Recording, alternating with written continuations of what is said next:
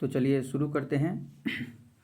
यह है group D 28 नवंबर के सेकेंड शिफ्ट के क्वेश्चन, जो बिल्कुल सही हैं। जो क्वेश्चन आए थे वही हैं। पहला है, आर्किमिडीज के सिद्धांत के अनुसार इनमें से कौन सा कथन सही है। ठीक, तो आर्किमिडीज के सिद्धांत से एक क्वेश्चन आया था, उसमें से मतलब बिल्कुल अलग चुनना था, मतलब जो सही था उसको चुनना था। तो जब कोई वस्तु द्रव में पूर्ण रूप से या आंशिक रूप से डूबी रहती है तो उसके भार में कमी महसूस होती है। यह कमी उत्प्लावन के कारण होता है। ठीक, देख लीजिएगा, आर्किमिडीज के सिद्धांत से संबंधित क्वेश्चन आया था। ऐसे बोले कि उत्प्लावन का सिद्धांत किसने दिया था, तो ये इसका आंसर होगा आर्किमिडीज ही। फिर आसवन विधि से निम्नलिखित में से किसको शुद्ध किया जाता है। ठीक, तो अशुद्धियों को दूर करने के लिए कई सारी विधियाँ प्रयोग की जाती है, जिसमें से एक विधि है आसवन। तो नमक पानी के मिश्रण या ऐसे मिश्रण जिनके क्वथनांकों में बहुत कम अंतर होता है, वैसे मिश्रणों को हम आसवन विधि द्वारा शुद्ध करते हैं। अगला क्वेश्चन है, निम्न में से ध्वनि के बारे में कौन सा कथन सही है। ठीक, तो इसमें विकल्प है, ध्वनि यांत्रिक तरंग है, ध्वनि के संरक्षण के लिए, ध्वनि के संचारण के लिए होना चाहिए, संरक्षण नहीं, संचारण के लिए, ध्वनि के संचारण के लिए माध्यम की आवश्यकता होती है।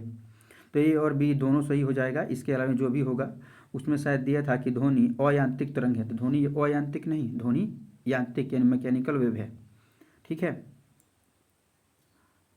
अगला क्वेश्चन है, पौधों के सभी भाग समान मात्रा में वृद्धि क्यों नहीं करते हैं। हाँ, तो मैंने जो पौधे के सभी भाग हैं, जैसे टहनी, बाकी सभी भाग हैं, ठीक, शीर्ष भाग, पार्श्व भाग, वो सभी समान मात्रा में क्यों नहीं बढ़ते हैं। तो इसका कारण है कि क्योंकि पौधों के सभी भाग में समान मात्रा में प्रकाश नहीं पहुंच पाता है। ठीक, और जिनमें प्रकाश, इसे क्या कहा जाता है, तो प्रकाश अनुवर्तन कहा जाता है, प्रकाश अनुवर्तन कहा जाता है। जब एथेन को ब्रोमीन के साथ या परावैंगनी किरण के साथ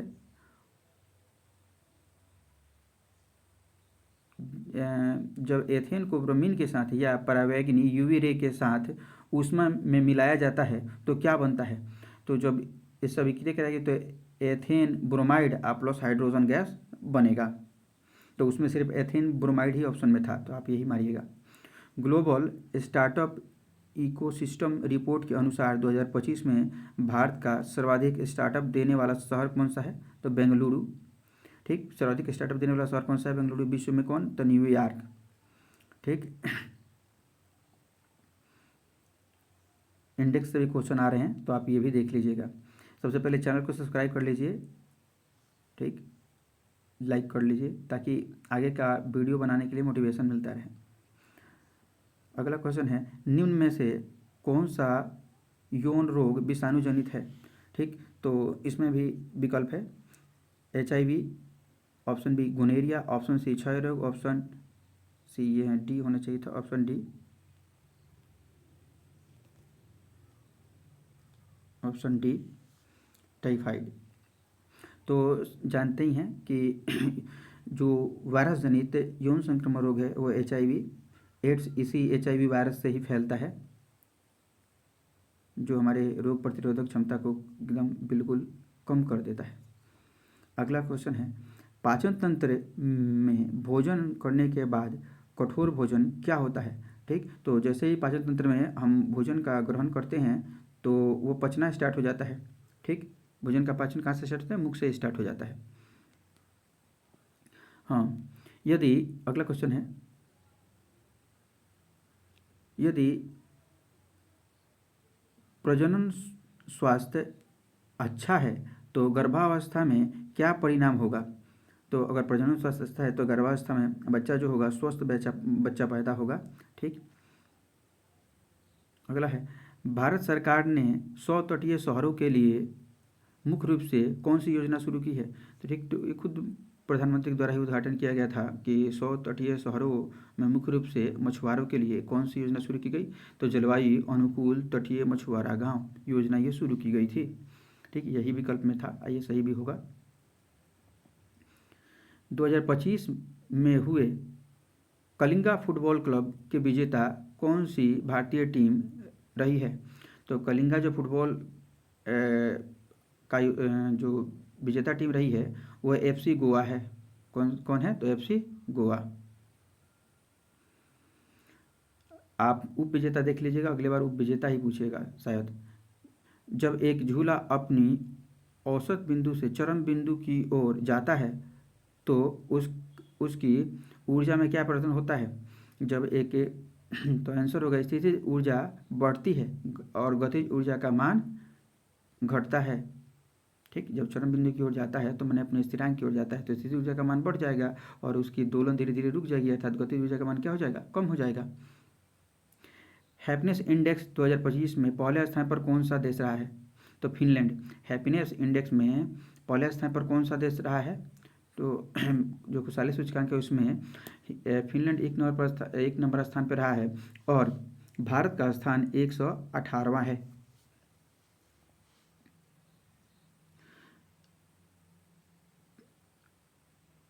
14 मई, यहाँ 14 मई होना चाहिए था, 14 मई 2025 को भारत के मुख्य न्यायाधीश के रूप में किसने पद ग्रहण किया है? तो भूषण रामकृष्ण गवई। ठीक, इन्होंने पद ग्रहण किया है। ये 52वें न्यायाधीश हैं। अभी हाल फिलहाल में न्यायाधीश चेंज हो गए हैं।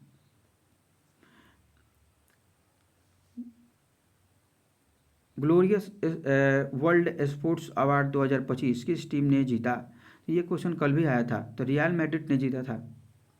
इसको देख लीजिएगा, इससे आप लोगों को क्या पता लग रहा है कि क्वेश्चन दोहराया जा रहा है। ये क्वेश्चन कल भी आया था। अगला है, ऑपरेशन सिंदूर के बाद भारत और पाकिस्तान के बीच सीमा पर आवाजाही बंद कर दी गई थी, वह कौन सा क्षेत्र है? तो लगभग सभी क्षेत्रों में आप बोल सकते हैं कि यहाँ तक कि जो एयर स्पेस है वो भी बंद कर दिया गया था। तो आंसर होगा 7 मई को करतारपुर कॉरिडोर को बंद कर दिया गया और साथ ही अटारी बॉर्डर को भी बंद कर दिया गया। अटारी बाघा बॉर्डर, इन सब को बंद कर दिया गया था। 2025 में विश्व हिंदी दिवस कब मनाया गया? देखिए यहाँ ध्यान दीजिएगा, विश्व हिंदी दिवस पूछा है। विश्व हिंदी दिवस जो मनाया जाता है 10 जनवरी को मनाया जाता है। अगर वही बोलता कि हिंदी दिवस मतलब भारतीय हिंदी दिवस या हिंदी दिवस पूछता तो हम मानते कब?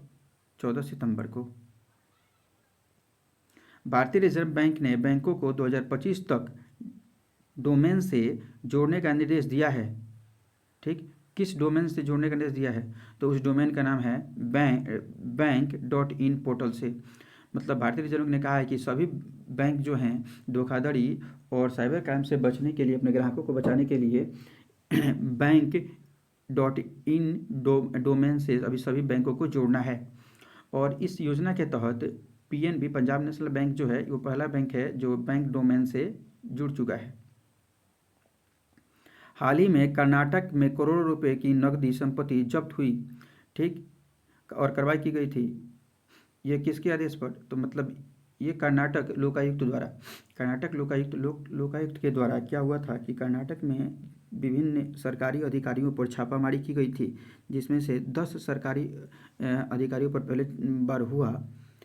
उनके पास बहुत सारी नकदी बरामद हुई और कुछ संपत्ति भी बरामद हुई है। ऑप्शन ऐसा था कि आप कंफ्यूज हो जाएंगे। आई भी था। चलिए आगे देखते हैं। 15 ओम, यहाँ 15 ओम होना चाहिए था। 15 ओम और 5 ओम के दो प्रतिरोध श्रेणी क्रम में जोड़े जाएं और उनके सिरों के बीच विभवांतर 12 वोल्ट का हो तो प्रभावी धारा होगी।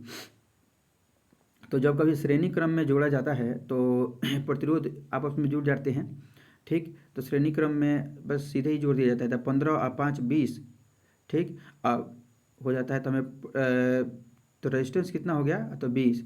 क्या पूछा है हमें? तो धारा, तो I बराबर क्या होता है? I बराबर होता है V/R। I बराबर V/R। तो 12/15 जब इसे भाग देंगे तो आएगा 0.6 एम्पियर।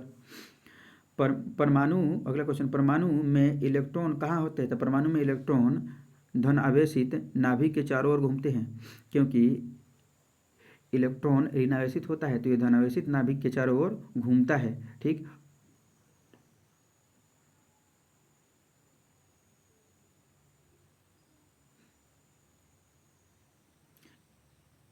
एक गोलाकार लेंस की प्रभावी वृत्ताकार व्यास की रूपरेखा क्या होती है? तो एपर्चर या छिद्र। एक गोलाकार लेंस की प्रभावी वृत्ताकार व्यास की रूपरेखा को क्या कहते हैं? एपर्चर या छिद्र कहते हैं। पैर की प्राथमिक संरचनात्मक क्रियाओं की दीवार मुख्य रूप से, ये पैर पैर नहीं होना चाहिए, पैर पैर है, पैर की माने पौधे की प्राथमिक संरचनात्मक कोशिकाओं की दीवार मुख्य रूप से किसकी बनी होती है? तो जो भी पौधे होते हैं उनकी जो कोशिका होती है वो सेल्यूलोज की बनी होती है। जैसे हमारी लिपिड और प्रोटीन की बनी होती है, ठीक वैसे ही इनकी किसकी बनी होती है? सेल्यूलोज की बनी होती है। अब पूछा है कि गति का वह कौन सा समीकरण जिसमें अंतिम वेग नहीं है? तो अंतिम वेग भी होता है, प्रथम वेग कौन सा होता है? यू होता है, ठीक। तो किसमें नहीं है? तो ये नहीं होता है। जो गैलीलियो के गति के समीकरण है, ये गति के समीकरण है s बराबर ut plus half A T square, यही इसका आंसर होगा, इसमें नहीं होता है। तो आगे आज एग्ज़ाम नहीं है शायद, तो हम क्या करेंगे कि ये जो बाकी थर्ड शिफ्ट का बचा है उसका दोपहर में आज डाल दिया जाएगा, ठीक। तो ऐसे एनालिसिस देखने के लिए चैनल को लाइक करें, सब्सक्राइब करें। धन्यवाद।